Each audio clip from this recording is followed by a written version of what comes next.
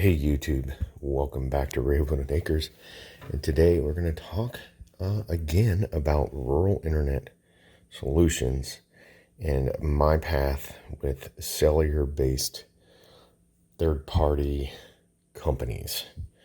Yeah, you probably can sense my frustration. So let's get started.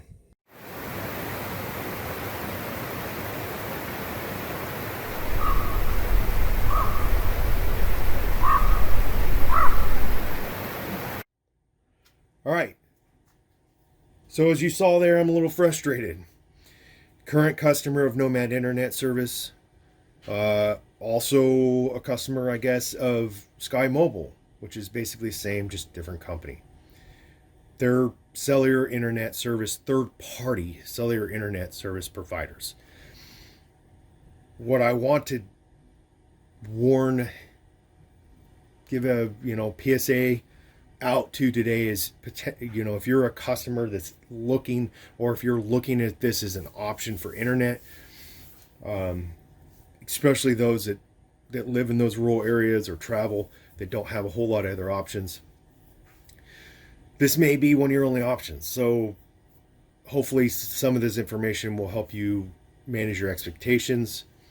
If you're looking to get into it but you have some other options, maybe you'll consider one of the other options before you consider this. The number one issue with these companies are customer service and tech support, is what I'm going to tell you. Performance, we can talk that all day long, and that's really based off of where you're located, how many cell tower, a lot of that. We're not going to talk that. We're going to talk mainly customer service and tech support. Just support, period, right? So Nomad Internet Service is the primary one that I've been using right now. My last video here, rural internet solutions video, talked about them a little bit, how I'd had an issue. They had to send me a new SIM card. Well, that coincides with the tech support side. These SIM cards come from their AT&T, Verizon, or Pink, their Pink plan, which is the T-Mobile. They're all color plans. I talked about that previously. That means there's nothing they can really do if there's an issue, and I don't quite know how they work that. I'm sure they buy the SIM cards. The SIM cards are registered under, I would assume, their company, and then you're just paying them for an activated SIM card, that monthly. That becomes a problem because it comes back to the customer service part. The shipping times are usually long. Like, my first time was over a week. Now I've been without internet for 3 weeks. That was compounded by the current router that I use is the Netgear Nighthawk MR1000, which is kind of the flagship of the cellular based, SIM card based Wi-Fi puck router type things. And some reason or another, I don't understand that part. They don't, a contractual agreement or whatever, that's not supported anymore. I don't know why. Someone here might be able to explain that.